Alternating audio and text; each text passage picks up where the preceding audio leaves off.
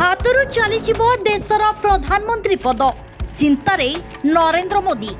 मोदी को विदा करी जोगी को देशर प्रधानमंत्री करने को चाहती आरएसएस।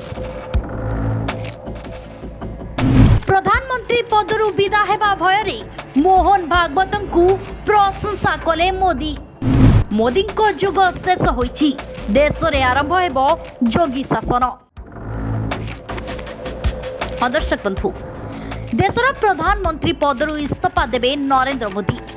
आउ जदि से निज आड़ इस्तीफा न दियंते तेबे तांकू बाध्य करी प्रधानमंत्री पदरू हटाइबा पई प्रस्तुति करिछि आरंभ। राष्ट्रीय स्वयंसेवक संघ बा आरएसएस भारतर प्रधानमंत्री मोदी को हटाई तांक स्थान रे आउ जणे नुआ प्रधानमंत्री को नियुक्ति करबा पई चाहूछि। आउ से नुआ प्रधानमंत्री हेबे वर्तमान रो उत्तर प्रदेश रा मुख्यमंत्री योगी आदित्यनाथ। तेणु हाथरू चलीजिबो देशर प्रधानमंत्री पद, सेइथिपई चिंतारे पड़िछंती नरेंद्र मोदी। किंतु एबे भी आहुरी अनेक वर्ष जाई देशर प्रधानमंत्री रहिबाकू इच्छा प्रकाश करिछंती नरेंद्र मोदी। किंतु तांकू एई मास 17 तारिख रे 75 वर्ष बयस पूर्ण हेबाकू जाउछि। तेणु तांकू इस्तीफा देबा पई दल भितरु आरएसएस पक्षरु चाप पडुछि। कारण 75 वर्ष बयस हो जिबा परे निजे नरेंद्र मोदी काहाकू भी मंत्रिमंडल रे स्थान दे नाहंती। तेणु 75 वर्ष बयस रे कोनोसी दायित्व न पाइबा निजे मोदी ही नियम करिसंती। तेणु बाध्य होई मोदी एबे निजकू परिवर्तन करुछंती।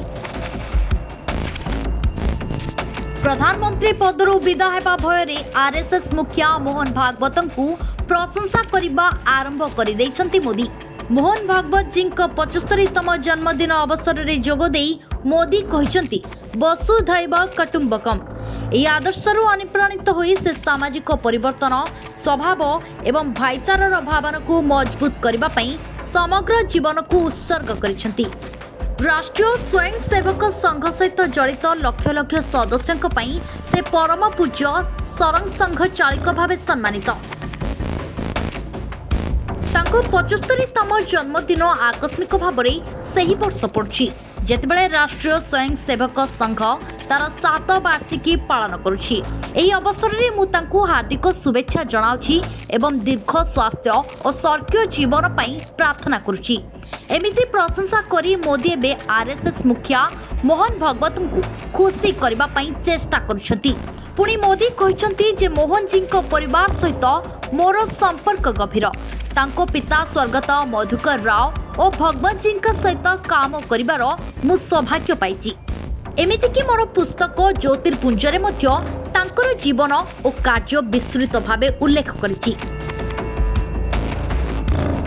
आईन जगत रे तांको योगदान सहित राष्ट्र निर्माण प्रति तांकर उत्सर्ग असाधारण। समग्र गुजरात रे राष्ट्रीय स्वयंसेवक संघ को शक्तिशाली करिबारे से महत्वपूर्ण भूमिका ग्रहण करिथिले। एमिति प्रशंसा करी मोदी पुणी देशर प्रधानमंत्री पद बजाय रखिबा पई चेष्टा करुछंती बोली वर्तमान चारिआडे चर्चा चलिछि। तेबे आरएसएस मोदी को नै जे निष्पत्ति ग्रहण करिबो ताहा मानिबा पई से बाध्य बोली कहा जाइछि। तेणु आगु को कौन घटिबो ता जानिबा पई 17 तारिख पर्यंत निश्चय भावे अपेक्षा रहिछि। Bureau report, Pratibad TV.